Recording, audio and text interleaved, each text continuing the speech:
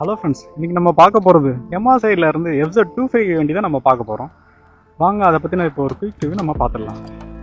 Welcome to Amar 360 rider.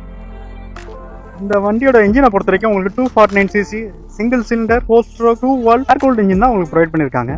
இது produce பண்ணக்கூடிய power பார்த்தீங்கன்னா 20.5 bhp பவர் வந்து அட் 8000 rpmலையும், டார்க்கை பொறுத்த வரைக்கும் 20.1 Nm டார்க் வந்து அட் 6000 rpmலையும் ப்ரொடியூஸ் பண்ணுதுங்க. கூல்டு இன்ஜின் தாங்க, இது வந்து லிக்விட் கூல் கிடையாது.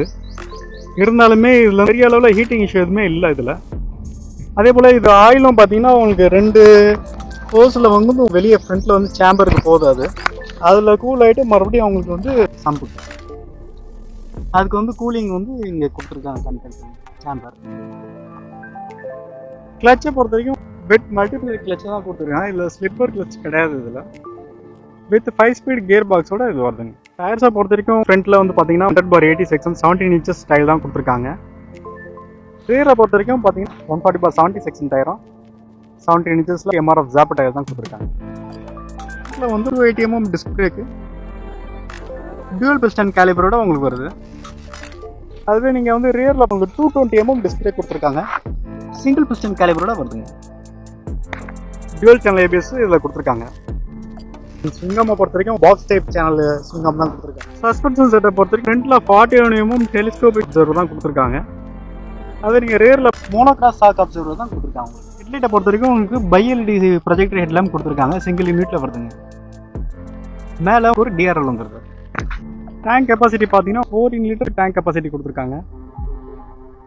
சீட் பார்த்தீங்கன்னா உங்களுக்கு வந்து நல்ல ஒய்டர் ப்ராடான சீட்டே கொடுத்துருக்காங்க, நல்லாவே அட்ஜஸ்ட் பண்ணி உட்காந்துக்கலாம். ரொம்ப சாஃப்ட்னு சொல்ல முடியாதுங்க, மாட்ரேட்டாகவே இருக்குது. லாங் ரைட் தாராளமாக இதில் க்ரூஸ் பண்ணலாம். நீங்கள் அடிஷனல் எதுவுமே நீங்கள் வந்து யூஸ் பண்ண வேண்டியதில்லை. சீட் ஹைட்டை பொறுத்த வரைக்கும் 795 mm கொடுத்துருக்காங்க.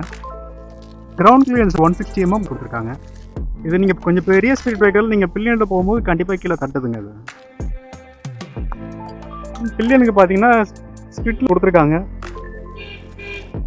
மாட்ரேட்டாக ரொம்ப சின்னதுன்னு சொல்ல முடியாது, ஓரளவுக்கு டீசெண்டாக இருக்குங்க. பட் நல்ல கிராப்ரல் கொடுத்துருக்காங்க, நல்ல ஒய்டான கிராப்ரல் இருக்குது. இதை சப்போர்ட் பண்ணி வந்து பில்லியன் வந்து யூஸ் பண்ணி டெயில் லேம்ப் லீட்டில் கொடுத்துருக்காங்க.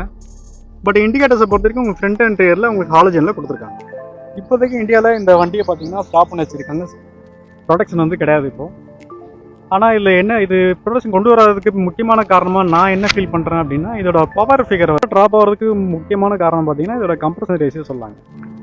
ஸோ இதில் கம்ப்ரஸர் ரேஷியோ இன்னும் ஹை பண்ணி கொடுத்துருந்தாங்க, இன்னொரு 6th கியர் ஒன்று கொடுத்துருந்தாங்க அப்படின்னா சேல்ஸில் ஒரு வந்து புது அச்சீவ்மெண்ட்டை இது கிரியேட் பண்ணியிருக்கு. ஸ்பெக்ஸ் எல்லாமே பார்த்துட்டோம். இப்போ ஆன்ரோட் பெர்ஃபார்மன்ஸ் எப்படி இருக்குன்றதை இந்த வண்டியை பற்றி நம்ம பார்த்துடலாம்.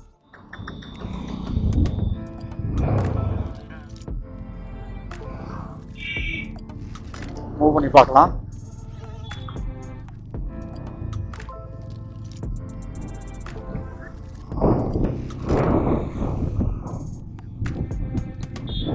பிக்கப் இது ஒன் ஆஃப் தி பெஸ்ட்டுங்க கோட்டல் செக்மெண்ட்ல. 0 to 60 குயிக்காகவே அச்சீவ் பண்ணுது. 0 to 100 வரைக்குமே இது குயிக்காகவே ரெஸ்பான்ஸ் பண்ணுதுங்க. ஒன் ஆஃப் தி ஃபாஸ்டஸ்ட்னு சொல்லலாம். இதோட டால் கியர் ரேஷியோ சிட்டி ரைடில் நல்லாவே மெனேஜ் பண்ண முடியுதுங்க. டியூவல் சேனல் ABS நல்லாவே கேலிப்ரேட் பண்ணியிருக்காங்க. 100 to 0 கூட ஸ்டாப்பிங் பைட் நல்லாவே இருக்குங்க, கான்ஃபிடென்ட்டாக நம்மளால் ஸ்டாப் பண்ண முடியுது. சஸ்பென்ஷன் ரெண்டுமே நல்லா சாஃப்டாக சைடாகவே இருக்குங்க, நல்லா கம்ஃபர்ட் தருது. வைப்ரேஷனை பொறுத்த வரைக்கும் பெரிய அளவில் வைப்ரேஷன்ஸ் கிடையாதுங்க, நல்லா ஸ்மூத்தான ரிஃபைண்டான இன்ஜின் தான் BS6 இது வந்திருக்குது. 7000 rpm மேலே நீங்கள் க்ரூஸ் பண்ணும்போது ஃபுட்பேக்லேயும் ஹேண்ட்பார்லேயும் உங்களுக்கு வந்து வைப்ரேஷன் வந்து மினிமலாக உங்களுக்கு ஃபீல் ஆகுது. அதுக்கும் மேலே நம்ம டாப் அண்ட் புஷ் பண்ணும்போது அந்தளவுக்கு வண்டி வந்து ரிலாக்ஸ்டாக இல்லைங்க. வண்டியோட இன்ஜின் ஸ்பீட் ஸ்பாட் பார்த்தீங்கன்னா டாப் ஸ்பீடில் உங்களுக்கு 97லேருந்து 103 105 km வரைக்குமே வந்து கம்ஃபர்டபுளாக நீங்கள் க்ரூஸ் பண்ணலாம். அதுக்கு மேலே வந்து இன்ஜின் வந்து ரிலாக்ஸ்டாகவே இல்லை, ரொம்ப ஸ்ட்ரெஸ் ஆகுது. இதோட டாப் ஸ்பீடு பார்த்தீங்கன்னா BS6ல்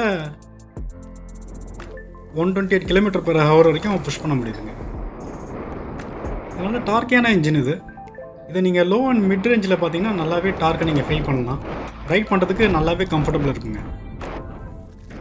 இதோட மைலேஜை பொறுத்த வரைக்கும் சிட்டி அண்ட் ஹைவேஸில் 30 km/லிட்டர் தான் வந்து மைலேஜ் கொடுத்துருக்குது.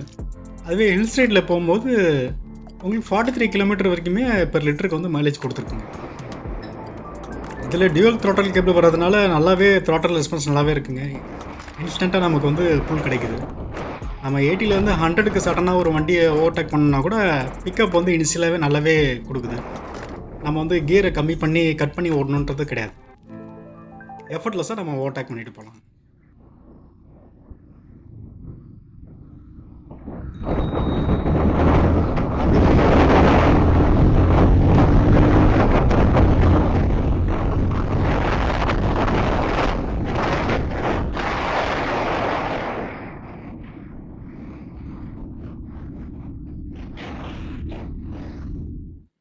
அவ்வளோதான் ஃப்ரெண்ட்ஸ், ஆல்மோஸ்ட் எல்லாமே நான் கவர் பண்ணிட்டேன். உங்களுக்கு பைக் ரைட் ட்ராவல் ஆக்ஸ் பிடிக்கும் அப்படின்னா அமர் 360 ரைடர் சேனலில் சப்ஸ்கிரைப் பண்ணிக்கோங்க, லைக் பண்ணி ஷேர் பண்ணிக்கோங்க.